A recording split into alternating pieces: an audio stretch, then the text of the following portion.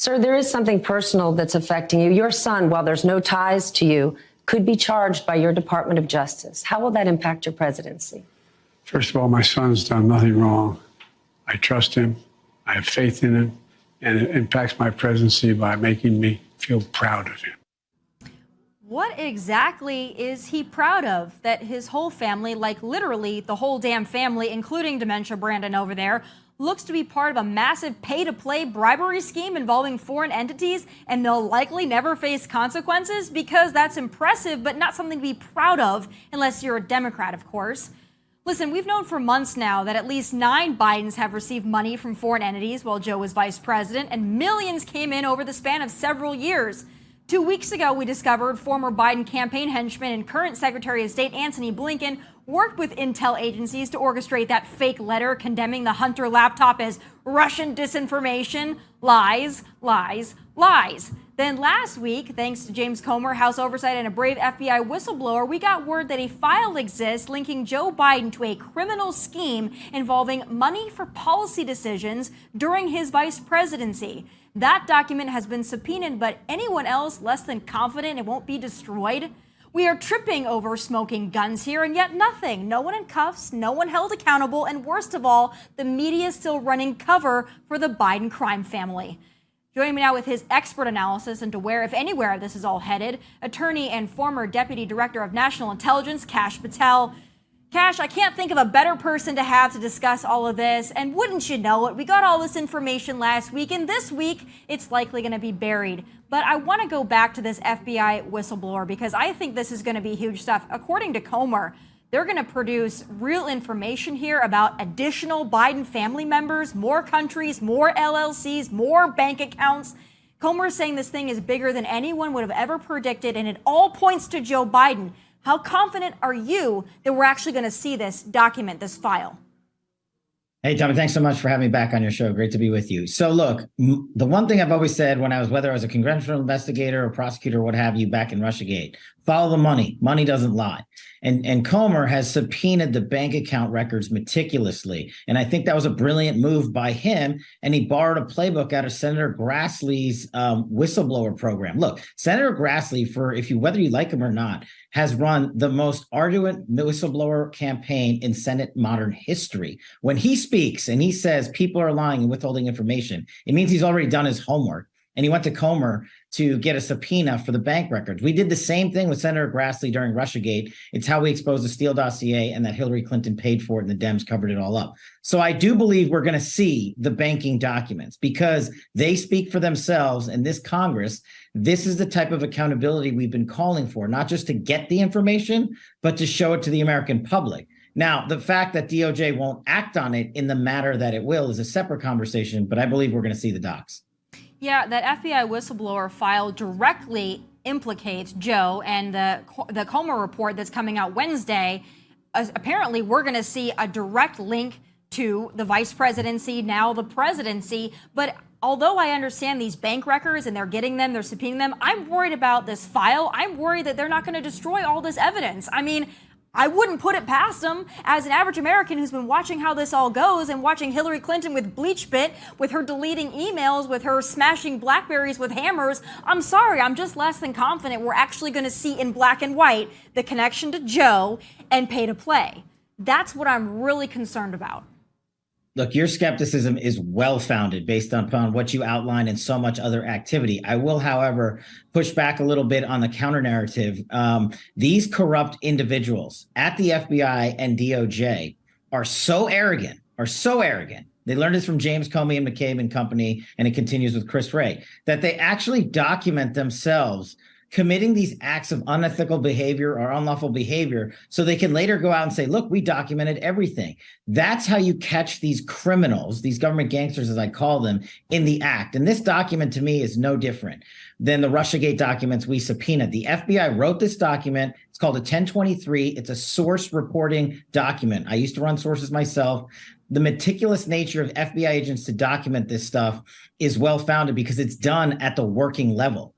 And the people atop buried it but they're not going to destroy it because now they know that there's a whistleblower out there who has put them on blast. And as Senator Grassley and Comer have put forth, they have essentially laid out what the document spells. So if they can't find this document, they're going to be even greater trouble. And the document's dated from 2020. So I do think we're going to see the actual contents of this document at some point because the FBI and the DOJ are so full of themselves that they're going to try to claim victory by producing it. Yeah, I really hope that you're right. I really hope that we're going to see this, and I hope that we can message this accurately and correctly to the American people. That was supposedly happening before the 2020 election, but then everybody colluded together to make sure that this Hunter laptop didn't see the light of day. But this media narrative here has been happening since 2020. It's been Hunter Biden, and I think people are like, yeah, he's a crackhead, he's got strippers, he's got a lot of issues, but they just narrow it down to just Hunter. And I think with that clip that I played at the top of this with asking Joe about it, the journalist made it a very clear choice to say, oh, there's no ties to you, but how do you think this is going to impact your presidency? I think the media spin is already coming. I think that they know that there's going to be an indictment against Hunter, but they're going to make sure that they isolate it to Hunter, the crackhead. We feel bad for him. And I think they're going to do everything that they can to keep the link from Joe from happening. And I'm wondering if that's going to be effective from a media perspective. Look, you're absolutely right. These corrupt actors in government cannot exist without the worst criminal corrupt actors in the media to carry out their disinformation campaigns, whether it's Hunter Biden's laptop, Jan 6th, impeachment 1, 2, you name it, classified docs, what have you. They are already involved receiving leaked information to carry out a narrative to end run a result that they know is coming. And I'm glad you played that clip. Just think about this for a second. The commander in chief, the number one law enforcement officer in our country, has prematurely declared his son innocent about an investigation that has been ongoing for 3 years. Just imagine if President Trump and his son Don Jr. were under investigation by the DOJ and Trump comes out and says he's innocent of all crimes.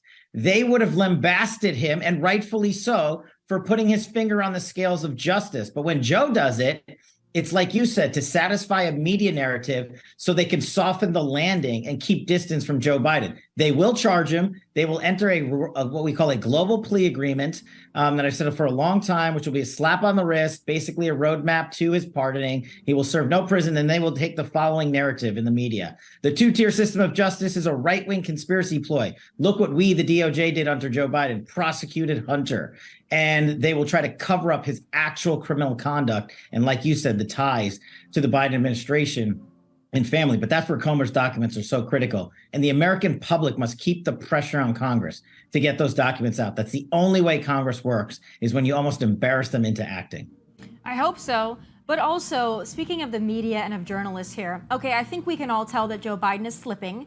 If you watch the other part of that interview, he said that we have to keep Obama from becoming president again. So it's quite obvious he couldn't even remember Trump's name. I mean, the interview, within 30 seconds, he was already melting down. So I have to wonder, if we had an honest and a true media with a president who was clearly failing and doesn't even remember who his opponent is for 2024, imagine if journalists just pressed a little harder and they actually had access to this president. I think that Joe would blurt it out in a matter of minutes. I think if they really asked the tough questions here, I don't think that he would be mentally acute enough to come up with a story. I think he would blurt out the truth. I really do. No, you're absolutely right. Look, it's a play out of the FBI DOJ playbook. Don't ask the questions we know the answer to that will destroy our narrative. The media picked that up from the FBI and DOJ. When they're running investigations, whether it's FISA abuse or Hunter Biden's laptop, wait a second, we won't ask those questions. So later on, we'll say, no, we didn't think it appropriate in investigatory capacity. And the same thing applies here to the media and their fake news and their disinformation campaigns with Joe Biden. Look, he is going to run from the basement again. They are going to do that intentionally. He is never going to sit down for an interview with a journalist with integrity who's going to question him about the border failures, about China, about CCP, about Iran, about another war that he's invested us into for the next 20 years in the Ukraine, etc. He is going to have a narrative run for him, and he's going to sit down for minimal interviews, and the media will let him get away with it. But we are the ones who have to let him hold account for his past actions. And the best way to do that, I've always said this, is not a narrative. It's the government's own documentation highlighting their own corruption, which they are always so arrogant to record because they think no one will catch them. That's the one thing the Democrats never learn. whether it's Hillary Clinton, FISA-gate, Russiagate, Ukraine, classified docs, Hunter Biden's laptop. It's all been written up and it exists, and Comer must produce it because we have to lead the charge to educate the American public on the contents of this document. That's the second half of the mission.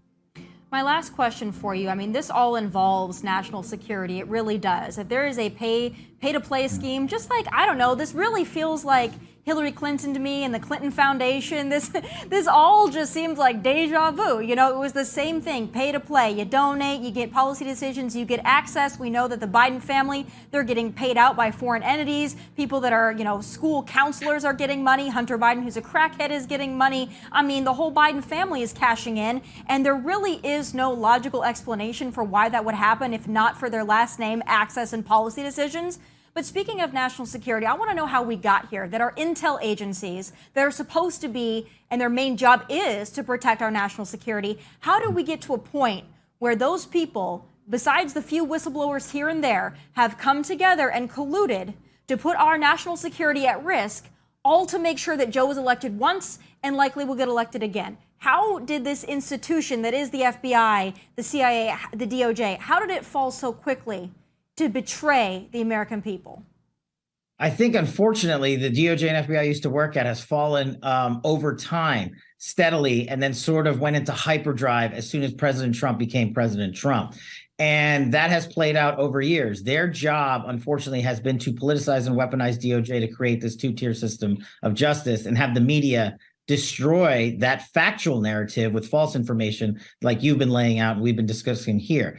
And the only way they continue to get away with it is when no one holds them to account. And the only backstop we have right now is a House of Representatives that are led by Republicans like Comer and Jordan and others. And we have to get the documentation out. Look, it wasn't just the Biden family. Louis Freeh, the former director of the FBI, gave the Biden Foundation $100,000 as Joe Biden was leaving the vice presidency and literally wrote an email that said, hey, looking forward to working with you guys in the near future. Just think about that. Our top cop 10 plus years ago already laid the groundwork for the corruption. It's within government, within the FBI. So of course, it's no surprise that they're in bed with the Ukraine and the CCP. And there is going to be no one in the mainstream media that reports on this. I'm so glad you're covering it. And people, I believe, have turned off the television and are turning to your program and other great programs to be like, wait a second, everyone else lied to us. And what Tomi and company have been saying to us has actually been true. They're not the conspirators. The other guys are. So we have to keep pounding the pavement and proving it with this documentation, like the letter to Louis Freeh, the 51 Intel letter, which is Steele Dossier 2.0. Look at how that's collapsing. Mike Morell's narrative is blowing up. Blinken and company for putting out this false narrative intentionally, and they never got it approved from the government in the first place. It's all so infuriating because we are being lied to. And I think if we can lead with that message, even to people who don't want to get into the weeds of all of this, because I understand the average American out there, they're worried about buying groceries, paying the mortgage, getting their kids to school without them turning into the other gender. I mean, they don't really have time to worry about whistleblowers and documentation and pay to play. But if we lead with the narrative, you are being lied to by your president and your intelligence agencies, I think maybe we can start getting to the hearts and minds of some of these voters. God, I only hope so. Kash, thank you always for your analysis, and we'll keep on this. I always appreciate you being here. Thanks so much for having me on. Have a great day.